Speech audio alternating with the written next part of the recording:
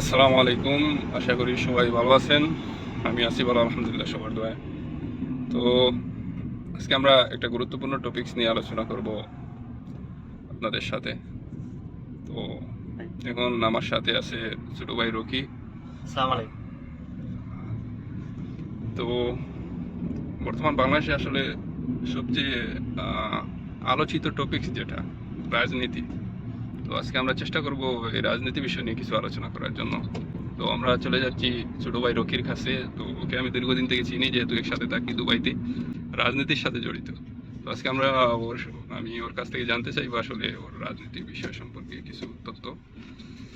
তো first of all Rocky, তোমাকে স্বাগতম আমাদের চ্যানেলে।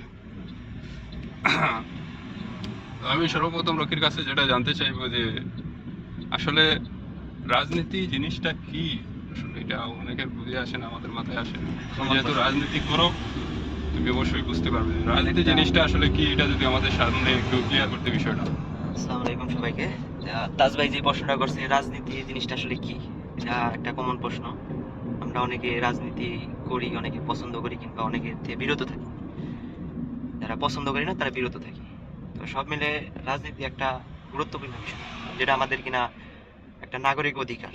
আমরা যারা কিনা বাংলাদেশে থাকি তারা অনেকে ভালো করে জানি যে রাজনীতি জিনিসটা কি। তার কারণ বিগত 17 বছর যে সরাসরি ফ্যাসিস্ট শেখ হাসিনা সরকার আমাদের দেশটাকে লুটপাট করছে, অনেকে এই ধারণা থেকে আমরা জানি যে রাজনীতি জিনিসটা কি, যে অবৈধ টাকা কিভাবে পাচার করছে, কিভাবে বিদেশিদের কাছে আমাদের দেশ বিক্রির একটা পরিকল্পনা এখানে করছে। আমার একটা কথা আছে, আসলে এই যে 17 বছরের কথা বললেন, ফ্যাসিস্ট সরকারের আমলের কথা। তো অনেকে আসলে রাজনীতিটাকে এখন ঘৃণার চোখে দেখছে। রাজনীতি মনে হয় আসলে রাজনীতি মানে এরকম কাজরা কিছু, আসলে আপনার শুধু লুটপাট। এই প্রশ্নের উত্তর হয়েছে ভাই, রাজনীতি একটা নীতি ও একটা আদর্শ। একটা দলের যেরকম নীতি আদর্শ নিয়ে একটা নাগরিক অধিকার হিসেবে দেশটাকে রাজনীতিক গণতান্ত্রিকভাবে প্রতিষ্ঠাতা করার লক্ষ্যে যারা কাজ করে, তাদের নীতি ও আদর্শ সৎ হওয়া উচিত, যা কিনা আমাদের বিগত 17 বছরে আমরা এই ফ্যাসি সরকারের মাধ্যমে পাই নাই। তাদের বিভিন্ন এমপি মন্ত্রী আমলারা তারা ব্যস্ত ছিল প্রায় সময় টাকা পাচার করার জন্য।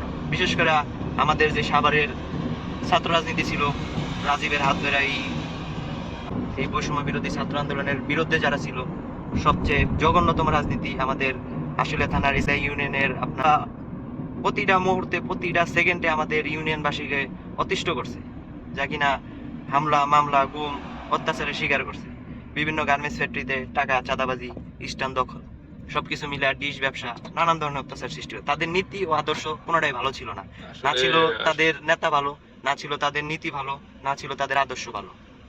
এই জন্য আমি বলি রাজনীতি জিনিসটা একটা মানুষের নাগরিক অধিকার, ওই হিসেবে তার নীতি ও আদর্শ ঠিক দেখা। যার নীতি আদর্শ ঠিক, যার নেতার নীতি আদর্শ ঠিক, তার কর্মীর আপনার নীতি আদর্শ ঠিক থাকে, তারা কখনো সমাজে উচ্ছৃঙ্খল করতে পারে না।